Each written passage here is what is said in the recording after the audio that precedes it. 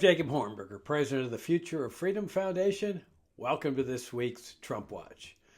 Well, as everyone knows, President Trump has launched a war of aggression against Iran in conjunction with the Israeli government. A war of aggression, of course, was a type of war that was defined and condemned at the Nuremberg War Crimes Tribunal. It involves a case where one nation initiates a war against another nation. One nation is the aggressor, the other nation is the defender. In this case, as in the case with Nazi Germany that was declared a war of aggression after they invaded Poland and started World War II, that this also is a war of aggression. The United States and the Israeli governments are the aggressors. They have started this war. And like I say, this was a type of war condemned at Nuremberg. Now, there's another thing that we ought to keep in mind. I know it's quaint. I know nothing's going to happen, certainly not with Congress, whose job it is to enforce the Constitution with respect to the declaration of war requirement through impeachment. I mean, that's what high crimes and misdemeanors are. That's what presidents should be impeached for, high crimes and misdemeanors. And what greater high crime or misdemeanor than waging a war that is being waged with no declaration of war by Congress? Everybody knows that the Constitution requires a congressional declaration of war, that the president cannot declare and wage war also. And when he does that, when he declares the war and he wages the war, he is acting in violation of the law. And the law is the highest law of the land that controls the law that controls federal officials. That's the Constitution. I mean, they require us to obey their laws, even if they're nonsensical, like drug laws or gambling laws or things like that. They are expected to obey our law, but they don't. I mean, here's a clear instance where the president should be impeached for intentionally violating the Constitution. Now, I know, what the statists will say. Well, no, Jacob, nobody's obeyed that law since World War II. Well, that doesn't make it legal just because prior presidents have violated the law. It doesn't operate as a license to continue committing the illegality. This is illegal under our form of government. And so you've got not only the war of aggression part that was condemned at Nuremberg, you've also got this illegal part, illegal under the Constitution of the United States, because the Congress has not declared war. Now, we all know that Congress isn't going to do anything about this because it's controlled by the Republican Party, Congress, which would vote on the impeachment, and then the Senate would try President Trump. But they should. That's their job. They know that it is their responsibility to determine whether to go to war or not. It is not the president's responsibility. That's the law that we, the people, have imposed on them. If they're not going to obey our law, why should we have to obey their laws? If they say, well, it's a stupid law, okay, then get the Constitution changed. But they expect us to obey their laws, so why shouldn't they obey our laws? So, of course, it's not the only time where we've got some illegal action taking place. We've got these killings in the Caribbean, clearly illegal. I forget how many they've killed, over 100 people, clearly. And they say, well, they're suspected drug dealers. And so, under our form of government, they can't kill people for being suspects or being accused of drug dealing. They have to take them to court. They have to arrest them. And they made no effort to do that. They just killed them in cold blood. Some of them were shot in the back. And others survived the initial attack and were hanging onto the boat for dear life. They just killed those. I mean, that's illegal. Again, under our form of government, specifically the Fifth Amendment, you will not take life without due process of law. Due process of law means a trial where somebody can say, I didn't have drugs, or I was forced to be on that boat. I had no part of it. That's the law. You will not kill without due process of law, but that's what they've done. So It's not the only time they've done anything illegal. Now, the real question, I mean, one of the interesting questions on this Iran thing is why? Why now?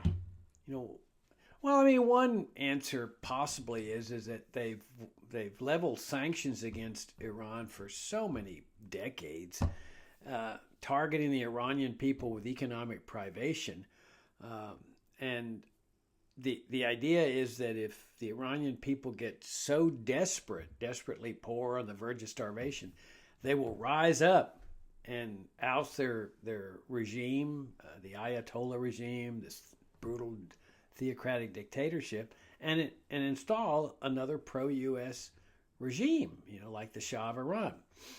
And so the sanctions have never succeeded in doing that. They've caused tremendous suffering among the Iranian people, just as they did for the Iraqi people when they were doing the same thing, trying to get the Iraqi people to rise up against Saddam Hussein.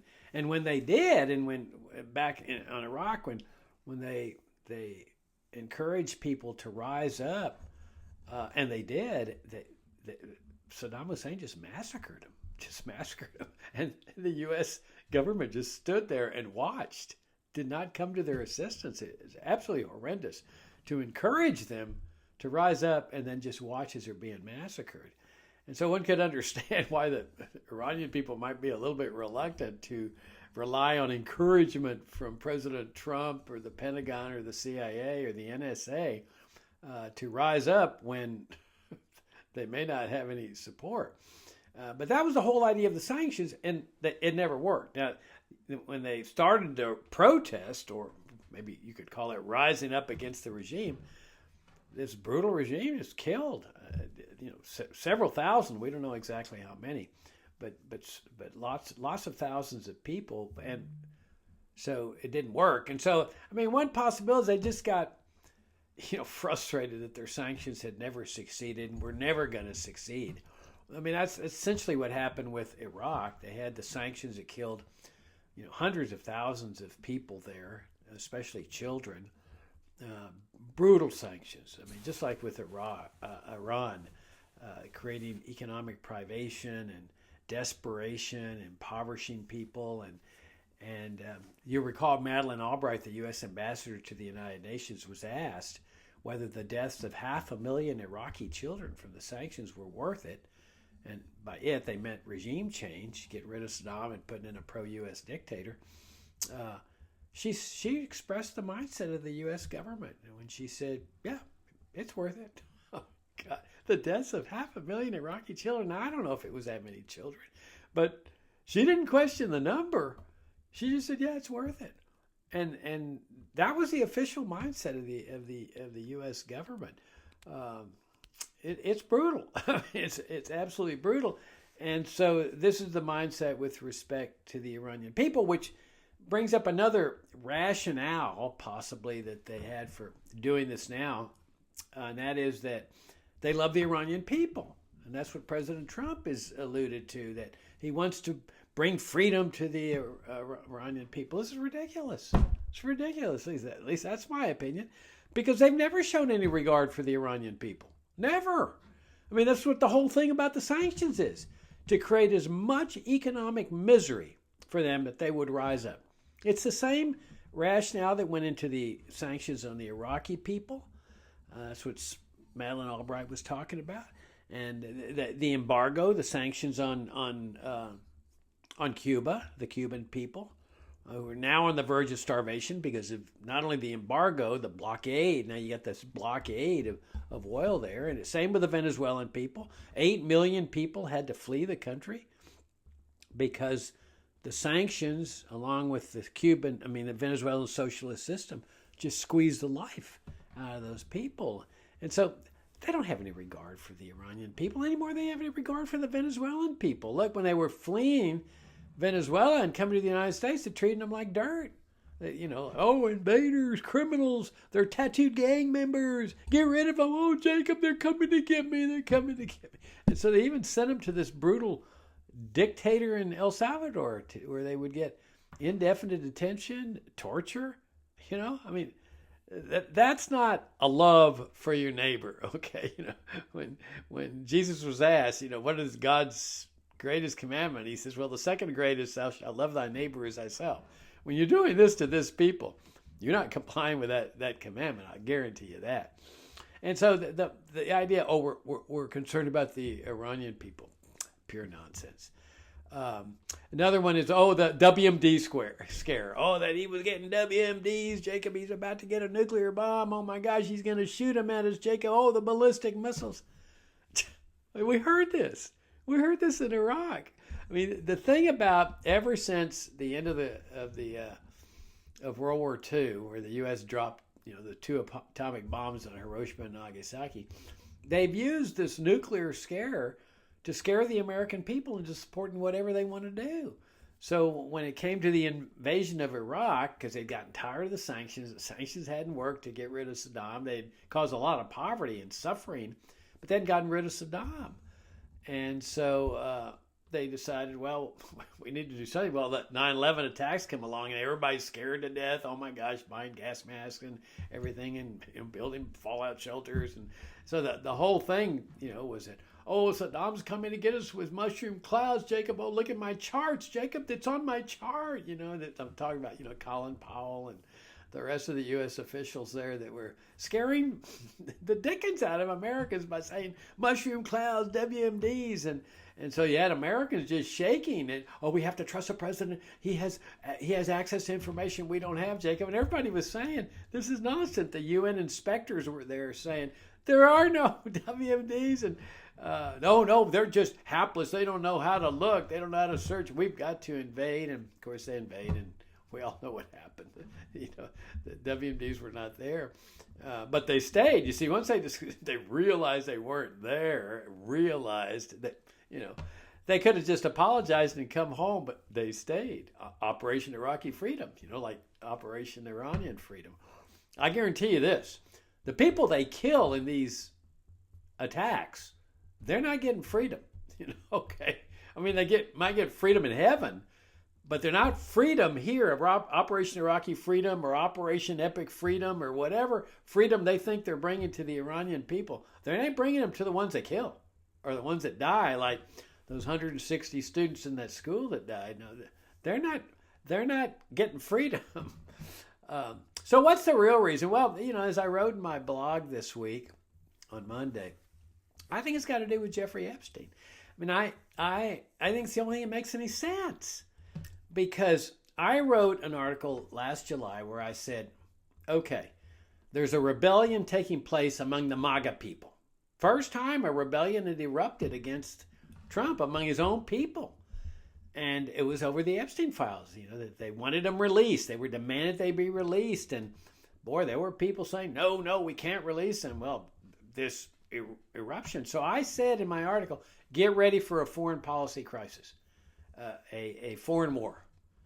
And I quoted James Madison, the father of the Constitution, who had this great quote that said that, whenever in the Roman Empire emperors were faced with a rebellion over, massive out of control spending and taxation and inflation to finance it all, they would just start a foreign war against some, barbarian group or some new official enemy. And that way the rebels would have to put their rebellion aside and rally around the flag and be patriots, loyal and patriotic. And so it was a favorite strategy, and Madison was pointing this out. And Madison's quote falls in the context of their opposition to standing armies, which is what we have with the national security state, huge military intelligence establishment, which had never been part of our governmental system till after World War II. And Madison was saying this was a favorite strategy back then, and so that's why they opposed a national security state form of government when the Constitution called the federal government into existence. And so I wrote in my article, I said, that's what they're going to do here, to quell this rebellion. And sure enough, within a month or so, they're amassing this massive armada against Venezuela. So there's this gigantic crisis out of nowhere against Venezuela. Aircraft carriers, B-52s, all kind of massive military armada, and they start this battle against the little boats, the narco terrorist boats. Okay, that conjured up this image that they were engaged in a battle like the Battle of Midway against the Japanese Navy, in World War II after the attack on Pearl Harbor. And man, they were saying, "Oh, we defeated 2 new narco boats today," and they were just killing people, and they keep getting mixed up. They'd say, "Well, it's to enforce the drug war," and then they'd say, "Oh no, this is a wartime operation." they would kind of just conflate the two and mix them up. But they were winning. I mean, I'm sure there were some medals going passed out that they massive major Navy battles against these boat people, and they won. The U.S. won against the boat people, and I'm sure, like I say, that some medals of honor or whatever, combat badges were passed out and stuff. But it didn't quell the Epstein rebellion. Okay, they go in there and they capture Maduro in this big, high-powered, incursion. They kill 100 people in that operation, and they bring Maduro back. But their whole objective, in my opinion, of distracting from the Epstein thing didn't work. And so now, immediately after they realized it didn't work, they start moving over to the Middle East, and they start this huge war. Huge conflagration, and it worked. I mean, obviously everybody's forgotten Epstein. It's all over the news. They say we're going to carry on for a month. We're going to keep bombing targets against really what was a third-rate nation, Iran. I mean, the mainstream press kept saying this is going to be really nasty. There's going to be American troops losing their lives. I've said from the beginning, Iran is a third-rate power, just like Venezuela, just like Cuba. They've been hollowed out by sanctions. And I remember reading a few years ago where their domestic planes were in danger of crashing because they couldn't even get repair parts because of the sanctions. And this is going on for years and years. So they never stood a chance. And I kept saying, all the U.S. has to do is establish air superiority. And they can do that in a day. And they'll just bomb cities and towns all across the country and kill people, like kill the Ayatollahs. Easy. But, so, I mean, one possibility is that the Pentagon, the CIA, and the NSA needed a picker-upper to let the American people know, look how good we are, because they've had some setbacks. They got setback in Vietnam, where they sacrificed 58,000 of my generation for nothing. Communists beat them, ended up with Vietnam. Setback in the Korean War, stalemate there. And of course, with those guys that the Reds were coming to get us, which was always ridiculous from the beginning. But it was this obsession, which they've never lost, as we can see with Cuba. They've still got the old Cold War obsession that the Reds are coming to get us. But this is what's been going on with this thing, that they get these obsessions, and they've clearly got an obsession with Iran, which I'll get to in a minute, but. It has distracted from the Epstein thing. I mean, Epstein's sort of relegated to the side now. The MAGA people are cheering and celebrating. Oh, this is wonderful, and this is what they wanted to do, was to get their mind off Epstein. Because you see, a lot of big figures have come out in Epstein. I mean, people, Prince has lost his princely role, his position as prince and stuff, and then you've got people in foreign countries the governments are going after him. Now, here, not so much, and the government, that people have been shamed into resigning and things like that. But my hunch, and this is just a hunch, is that what the Israeli government and the American government, and specifically their national security states, the Pentagon, the CIA, the NSA, and the Mossad, and the military over there, that they're concerned, in my opinion, about the possibility of a discovery that Epstein was working for intelligence. And that's what the U.S. attorney that came out with that gave Epstein that super sweetheart deal. I tell you, I practiced law for many, many years, and in the federal court system as well as the state court system in Texas. I did criminal law. I have never seen a greater sweet plea bargain than this one. I mean, it's just incredible what they gave Epstein. This guy's an accused pedophile. and they gave him the most incredible. And Acosta had made the comment, the U.S. attorney, that he had heard that Epstein was tied in with intelligence.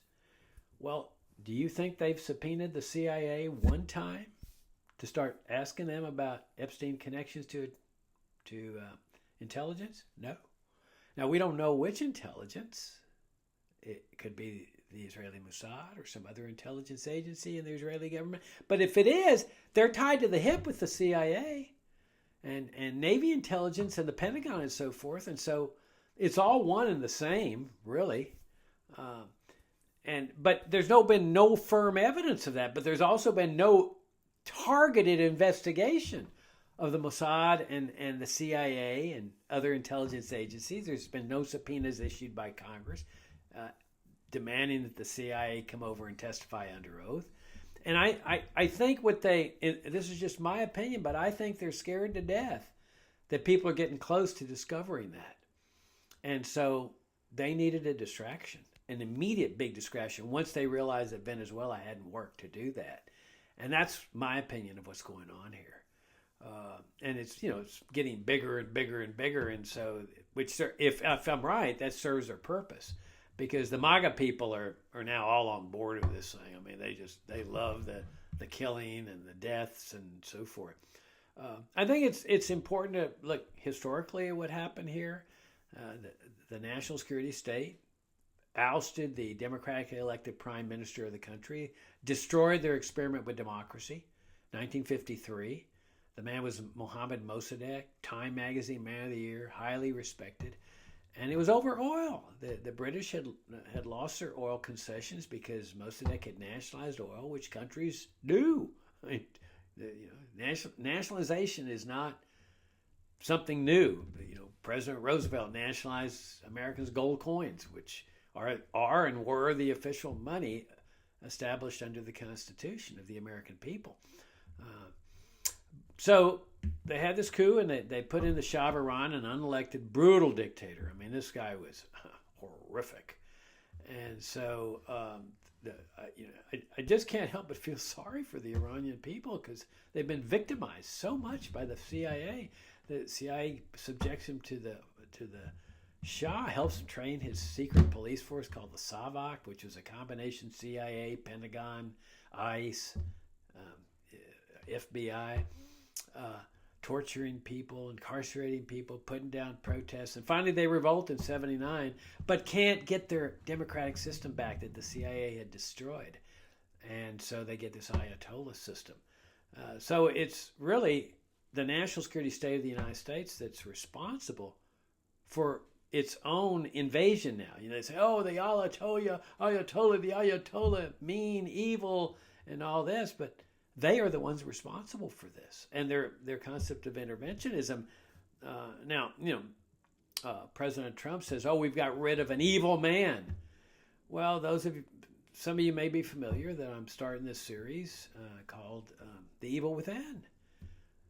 And that's the evil within the federal government, where we have these systems. And I just got through, part 3, but part 2 deals with the evil of the national security state. So you can have evil fighting evil, which is exactly what you have here. Our national security state is an evil system. And so you've got evil attacking evil.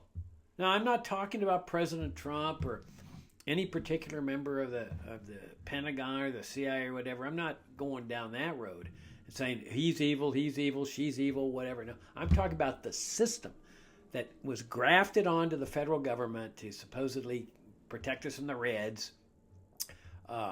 Big sham racket. That's evil. So here you have evil fighting evil, because Iran's a national security state too. Now, let me shift gears here. There's been a really interesting battle taking place between the Pentagon and a private company called Anthropic, artificial intelligence. And Anthropic furnishes artificial intelligence, maybe some other things, to the Pentagon for military use. They're a private company. And so they, as part of their agreement with the Pentagon that they were negotiating to provide their AI artificial intelligence called Claude or something like that. They put restrictions and said, no, you can't use this against the American people, like mass surveillance. And the Pentagon went ballistic. No, we don't have any restrictions because we follow the law. The contract will say that we have to follow the law. And this company says, no, no, no. We want it specific. You're not going to use this in surveillance against the American people. Well, they went furious. Now, and it shows you, though, really who's the master and who's the servant. And Americans ought to pay attention to this because Americans think we've got the same governmental system that we've always had, but we don't. We have a national security state. And that national security state established the supremacy of the government. They're the master. We are the serfs. We are the servant. And so here's what Emil Michael, a top Pentagon official, says about this company, or one of the officials in this company, Anthropic. It's a shame that Dario Amati is a liar and has a God complex. He wants nothing more than to try to personally control the U.S. military, and it's okay putting our nation's safety at risk. The Department of War will always adhere to the law, but not bend to the whims of any one for-profit tech company. Now, does that sound like a servant? I don't think so. He's the master, okay? He's making it real clear that they and the Pentagon are the masters, and Anthropic and the rest of us are the servants. Now, he says that the Department of War will always adhere to the law. Really? What about the law of the Constitution on this declaration of war? What about that, Mr. Michael, Mr. Emil Michael? The law says that you have to get a declaration of war from Congress before you attack Iran. And here you are, you and your people are attacking this country. It's a war of aggression. You all are the aggressors. Martin Luther King pointed this out. They are the greatest purveyors of violence in the world. They still are. And he says, we follow the law, and that's all we need to do is put in this contract. No, their concept of following the law is blindly following orders. That's why they're killing people in those boats. They don't have any legal authority to be killing those people. It's just murder. But they're following orders. And that's what he calls, following the law. And I mean, remember those illegal telecom deals too that were going on with the post 9/11 nonsense, where everybody was scared to death that the terrorists were coming to get us. So I find that to be a really interesting aspect of it, but it demonstrates, not to mention the fact that there's conscription. Of course, there's another way that they are the masters. If they want to grab young people and go off and fight these foreign wars, they have that authority because they are the masters. Wasn't always that way. For the first 100 years of American history, we, the people, were the masters, and the government was the servants because there was no national security state and there was no income tax. Americans could keep everything they earned, and so the government had just a little tiny bit of income. So they couldn't even afford to be doing this massive military adventurism and big, military establishment, because the framers of the Constitution, our American ancestors, said, we will never have this kind of system, the system we have today. They hated this kind of system. In fact, they hate everything today's Americans stand for. Everything. From the welfare state, Social Security, Medicare, Medicaid, these are all newfangled socialist, militarist, imperialist things that our American ancestors said, this is not what America was supposed to be all about. And that's why virtually all of them came into existence after the first 100 years of American history. Now, I only got a few minutes left here, but let me just kind of bring you up to date on Venezuela. I mean, this is really fascinating because keep in mind, while they exclaim against dictatorships, the Ayatollah dictatorship, they're over there supporting Egypt, Saudi Arabia, Jordan, Kuwait, and all kinds of dictators. Not to mention, don't forget Egypt's where the regime that killed Khashoggi, the journalist, cold-blooded murder. And then you've got Venezuela. This Venezuela, don't forget, it's a socialist communist dictatorship, unelected, illegitimate, stole the election, and a narco-terrorist regime. They're partnering with them. They're working with them. I mean, it's really weird. So Maria Corina Machado, who's the leader of the dissidents, who has been dissed by President Trump, even though she gave him her Nobel Prize, which is disgraceful. I mean, here she's honored with this Nobel Prize, and she gives it to this warmonger. I mean, well, what's he going to ask for? The Nobel Peace Prize of his own because he used a war of aggression that was condemned at Nuremberg and an undeclared war in violation of the Constitution to bring peace to Iran? I imagine it's going to be his argument. But she's announced that she's going to go back to Venezuela. That ain't going to happen. She says she's going to be going back soon. And the reason she's doing that is because she can see that some of her opponents in the opposition have been released from jail and are now speaking out. Barely, because it's still, everybody's got to be real cautious. They've passed the amnesty law, clearly because Trump forced them to, but it's got all these holes in it. So as soon as somebody said, oh, well, let's go out and protest now they've been released from jail, they put him back in jail. But some of her opponents within the movement she has are speaking out after they've been released. Well, she's over here in New York or Miami or somewhere in the United States. She's, like outside the country. So she says, I'm going back in a few weeks. I don't think so. Because the Venezuelan regime, which Trump and the Pentagon and the CIA are supporting and working with, have said they will arrest her because they consider her a traitor. And in terms of how they look at it, these communist, socialist, narco-terrorists in this regime, their reasoning is logical because they're saying that if she went over there and supported the sanctions, if she supported President Trump's incursion against Maduro, if she supported any kind of military intervention, attacks on these boat people, she's a traitor to the Venezuelan government. So they told her, we're going to arrest her. So what happens? Because she can't look to President Trump for protection. It hasn't hit her yet that it's not just the Venezuelan regime, the narco-terrorist, socialist, communist regime that is her enemy. It's also the U.S. government that is her enemy. It hasn't hit her that because it's the U.S. government that's maintaining the existence of her enemy in Venezuela. And when that enemy arrests her, my hunch is President Trump's going to say, look, you took your chances, lady. I told you, nobody had any respect for you in that country. You should have just stayed in Miami. So they'll arrest her or they'll kill her. This is a brutal regime. This is not some born-again Gandhi-type regime turned capitalist and whatever. These are avowed Marxists.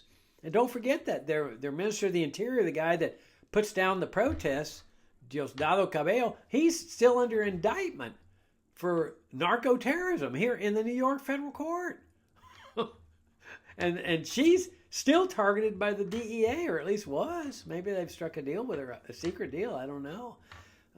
So I don't think Machado's going to go back in. I think she's just blowing smoke. And at least I think she'd be dumb to go in because I don't think she'd last very long, at least not in freedom. And she may not last in terms of her life.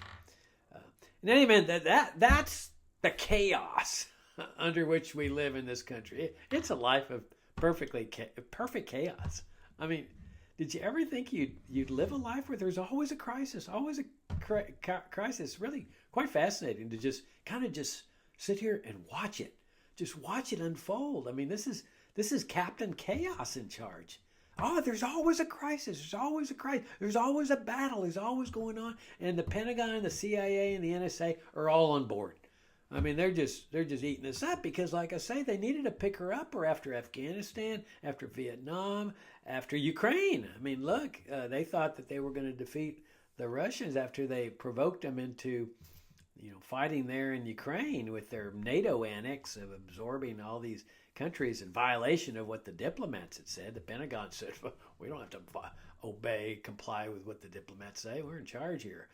And so, but they haven't done well against the Russians. At least they haven't defeated them. So that's where we are. I mean, and I've been saying this for 36 years at FFF. There's a way out of this. There's a way out of this. And this is why I'm dealing with this new series, the evil within. But the way out of it is you've got to extract these malignant, cancerous tumors of evil that have attached themselves to the federal government. You can't leave these things attached to the body politic and think that you're not going to continue living a life of constant chaos, crisis, death, suffering, and disharmony. This is Trump Watch. Thank you for tuning in. Thanks for your great support of FFF.